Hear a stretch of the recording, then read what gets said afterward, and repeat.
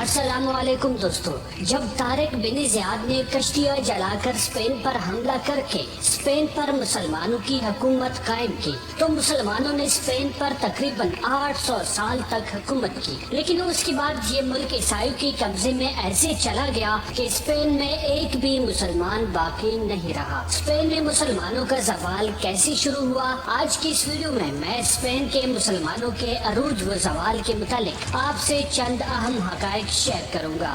Spain میں مسلمانوں کے آنے سے پہلے کلیسا نے تعلیم و تعلم پر پابندی لگا رکھی تھی۔ قدیم روم اور قدیم یونان کے عظیم الشان کتب خانے اور فلسفہ کی تحریریں اور ان کا علمی و تہذیبی و ثقافتی سرمایہ تہہ خانوں میں بند ہو کر دفن ہو چکا تھا، اور ہر تخت نشین ہونے والا بادشاہ اہل کلیسا کو خوش کرنے کے لیے ان تہہ خانوں کے دروازے پر اپنے نام کا سب سے بڑا تالا لگا دیتا تھا۔ کلیسا نے غسل کرنے کو گناہ قرار دے رکھا تھا، چنانچہ آسمان نے وہ وقت بھی دیکھا جب میل کچیل، کیچڑ، گندگی اور بدبو سے بھرے ہوئے لوگ اپنے خدا کے بہت پیارے گرداننے لگے، اور ناپاکی و غلاظت اور آلودگی اہل مذہب کی پہچان بن گئی۔ یہ اس وقت کی بات ہے جب اسپین غلیظ مٹی اور کیچڑ سے بڑا خطہ مانا جاتا تھا۔ پھر طارق بن زیاد کی قیادت میں مسلمانوں نے اسپین پر قبضہ کر لیا۔ جس ساحل پر مسلمانوں کی فوجیں اتری تھی اسے جبل طارق کے نام سے جانا جاتا ہے۔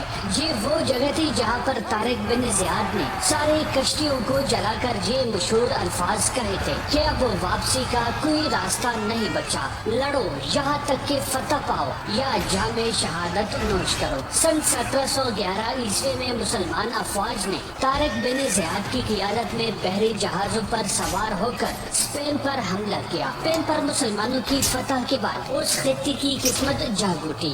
جیسا کہ میں نے پہلے بتایا، یہ یورپ کا غلیظ ترین اور مٹی و کیچڑ سے بڑا خطہ مانا جاتا تھا، جہاں کے لوگوں کو تعلیم و ترقی سے کوئی دلچسپی نہ تھی۔ مسلمانوں نے اسپین کو اندلس کا نام دیا اور اس ملک میں شاندار حکومت قائم کی۔ بہت مضبوط بنیادوں پر وہاں کا تعلیمی نظام قائم کیا۔ اس تعلیمی نظام کی بدولت اندلس میں ایک زمانے میں شرح خواندگی 100% تک پہنچ رہی تھی۔ اندلس میں مسلمانوں نے ایسے تعلیمی ادارے بنائے جن کا شہرہ پوری دنیا میں پہنچا۔ اس جامعہ میں داخلے کے لیے کسی قوم، علاقے یا مذہب کی قید نہ تھی۔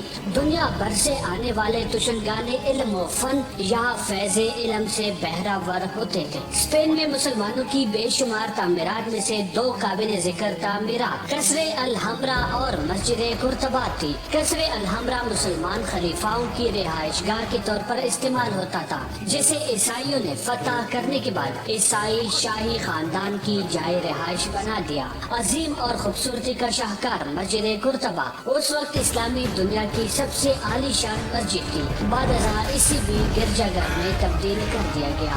مسلمانوں کی علم دوستی کا اندازہ اس بات سے لگایا جا سکتا ہے کہ اسپین میں مسلمانوں کے زوال کے بعد 300 سال تک جرمنی، اٹلی اور فرانس کے شاہی درباروں میں مسلمانوں کی تدوین کردہ کتب کے یورپی زبانوں میں ترجمے ہوتے رہے۔ اس کے بعد اندلس یعنی اسپین میں کتب خانوں کے تہہ خانے مزید کتابوں سے بھرے پڑے تھے جنہیں ہاتھ تک نہ لگایا جا سکا۔ 800 سالہ اقتدار میں مسلمان اقلیت میں رہے، لیکن افسوس کہ وہاں مسلمانوں کی مقامی نسل تیار نہ ہو سکی۔ مسلمانوں کی باہمی قبائلی جھگڑے اور اقتدار کی رسا کشی نے انہیں اندر سے کھوکھلا کر دیا۔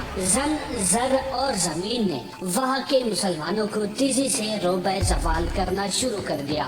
بڑی ریاستوں کے امراء کی سپاہ کی تعداد ان کے حرم کی عورتوں سے کم ہوتی تھی، اور آہستہ آہستہ ان کے اندر کم علمی، احساس برتری اور تکلفات اس حد تک در آئے کہ یورپی سرزمین سے مسلم اقتدار کا خاتمہ اس طرح ہوا گویا کبھی تھا ہی نہیں۔ یوسف بن تاشفین اور دیگر حکمرانوں کی عیسائیوں کے خلاف زبردست فتوحات سے ملنے والے مواقع بھی اسپین کے مسلم حکمرانوں کو خواب غفلت سے نہ جگا سکے، اور بالآخر انہیں اسپین کو چھوڑنا پڑا۔ پھر آسمان نے وہ دن بھی دیکھا جب 1236 عیسوی میں قرطبہ جیسے شہر عالی شان عیسائیوں کے قبضے میں چلا گیا۔ دنیا بھر کو علمی دولت سے مالا مال کرنے والے عظیم درسگاہ جامع قرطبہ کو گرجا گھر میں بدل دیا گیا، اور مسلمان کچھ نہ کر سکے۔ اس کے بعد 250 سال تک صرف ریاست غرناطہ جاتا ہی مسلمانوں کا آخری ٹھکانہ تھی، جس کا 1491 عیسوی میں